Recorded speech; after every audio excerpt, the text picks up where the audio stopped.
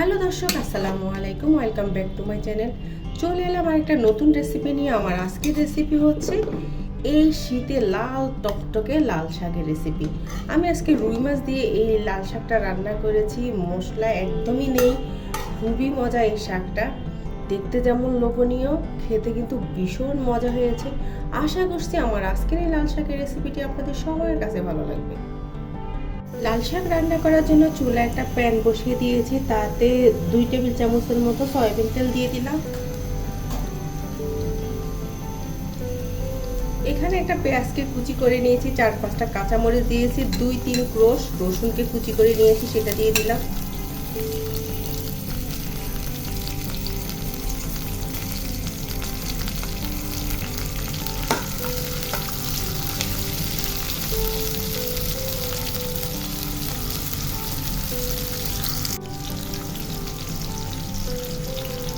তো 1 চামচের মতো সাথে বাটা রসুনও দিয়ে দিলাম।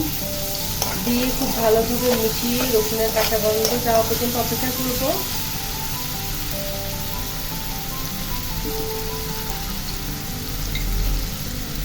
এরপর দিয়ে দিচ্ছি 1/4 চামচের মতো হলুদের গুঁড়ো। লাল শাক রান্নাতে হলুদের ব্যবহারটা খুবই কম লাগে, সামান্য 1/4 চা চামচ দিয়েছি।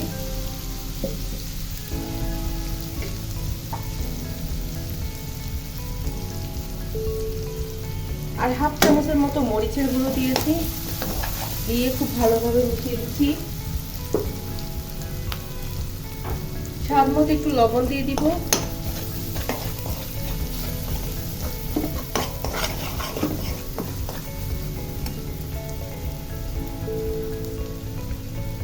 আমি আজকে রুই মাছ দিয়ে এই লাল শাকটা রান্না করব। তো এখানে 3 পিস রুই মাছ নিয়েছি, মাছটা দিয়ে দিচ্ছি।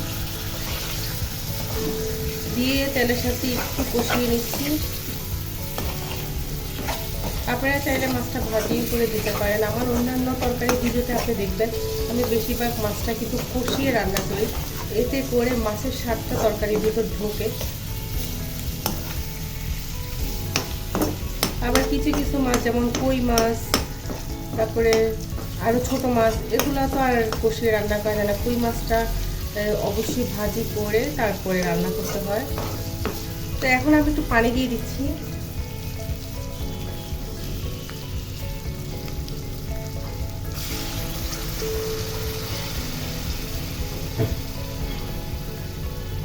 তো পানি দিয়ে মাছটাকে 2-3 মিনিট কষিয়ে নিব। তো দেখুন 2-3 মিনিট আমি মাছটা কষিয়ে নিয়েছি। এখন মাছটাকে সাইডে রেখে আমি এখানে 1 আটি লাল শাক নিয়েছি। লাল শাকটাকে আমি কেটে ধুয়ে ভালোভাবে ক্লিন করে পানিটা ঝরিয়ে নিয়েছি। তো এখন আমি লাল শাকটা দিয়ে দিচ্ছি।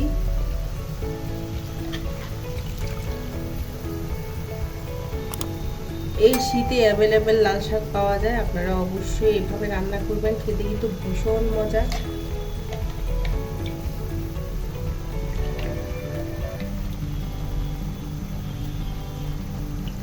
তো লাল শাকটা দিয়ে দিলাম। এখন আমি ঢাকনা দিয়ে দিচ্ছি।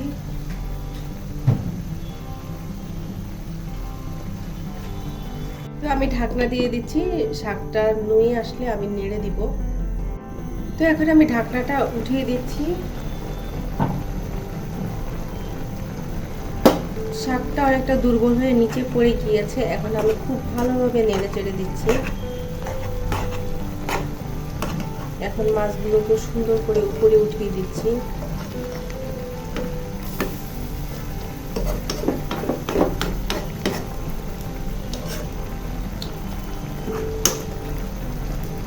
এ পর্যায়ে আমি আর একটু পানি দিয়ে দিচ্ছি, 1/2 কাপের মতো। 1/2 কাপের একটু কম দিয়েছি পানিটা। লবণটাও চেক করে নিচ্ছি।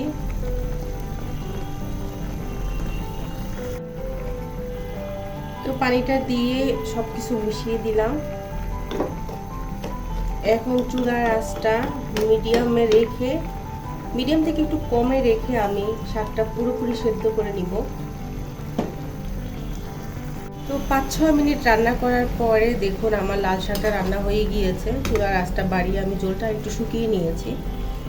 তো একটু মাখা মাখা ঝোল করেছি।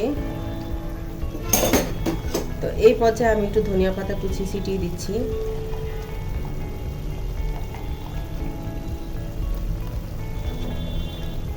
একটু মিশিয়ে নিচ্ছি।